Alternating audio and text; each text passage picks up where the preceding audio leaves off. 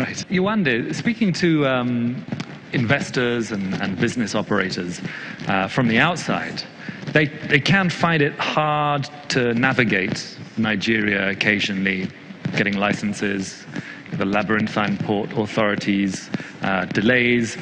What's the current administration done to really improve the business climate? The biggest evidence of what the administration has done is a 24-point improvement in Nigeria's ease of doing business ranking. I would give the credit for that almost completely to the Presidential Enabling Business Environment Council, PEBEC, that was inaugurated in July 2016. So that council had responsibility for tackling the bottlenecks that, prevent business from operating conveniently, and set a target of a 20-point movement.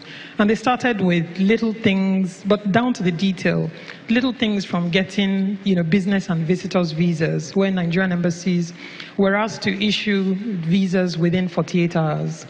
Then we have a visa on arrival service. It's called a visa on arrival service, but it's more an electronic visa service because you have to apply in advance and be approved before you take off. It is now possible to register a business online with the Corporate Affairs Commission. It is now possible to pay your taxes online for corporate and for individuals. The process of getting the process of transferring title for land, in particular in Lagos and Kano states, it's a shorter process, it's fewer documentation that's required. There's still a number of reforms that are in the works, but I guess what PEBEC did in 2017 was literally to try to mop up some of what I would call the lower hanging fruits. As time progresses, we went from 169 to 145. To go 24 points from 145, I imagine will be a lot more difficult because we've captured some of the lower hanging fruits, but the reforms still continue. In South Korea, under the regime of General Park, General Park had a relatively idiosyncratic approach to entrepreneurs. He'd even throw them in jail to get them to do what he wanted. No one wants to see that. But there was some thought when President Buhari arrived that there would be a more, a stronger state approach.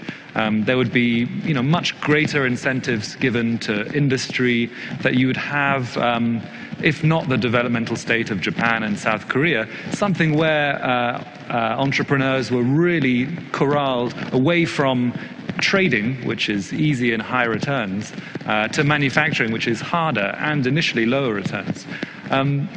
Is that still a direction that the administration is interested in going? I believe so, and it's articulated in the administration's documents. The Bible, if you like, for economic direction is Economic Recovery and Growth Plan, ERGP, that says very clearly, that the object is to move from growing to adding value, from getting natural resources out of the ground in their pure state to adding value, to industrializing Nigeria, to getting the private sector more involved in the development of the Nigerian economy. But I suppose how fast you move is a function of the reality that you meet on the ground. I personally, and this is my personal view, think that there are many things that we can do much faster, but you have to deal in the context of the resources that you have.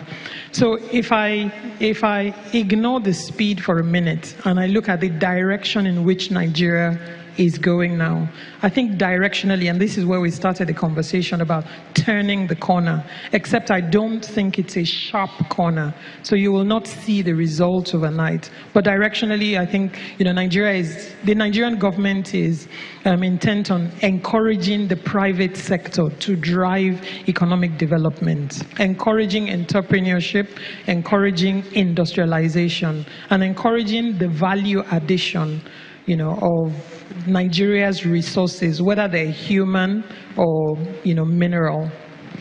Tony Cole, from a private sector perspective, are you feeling the gentle curve of progress, I think we can call it? The relations between public and private sector, they're sometimes characterized by suspicion in Nigeria, no?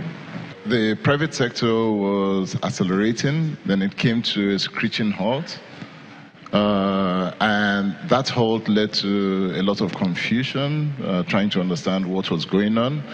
And so we started off with the administration, the new administration, with a lot of suspicion between the private sector came under intense scrutiny, intense. And so the first year of the administration was one where the private sector was practically shut out completely.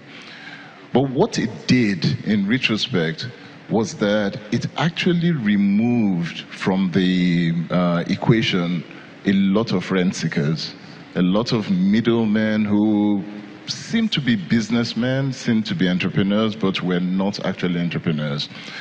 In the last year, what we've seen has been a realization, and we thought at the beginning that the administration's point was to do what you said, which was basically remove all the private sector and allow the government to be the ones to drive industrialization, manufacturing, and all of that.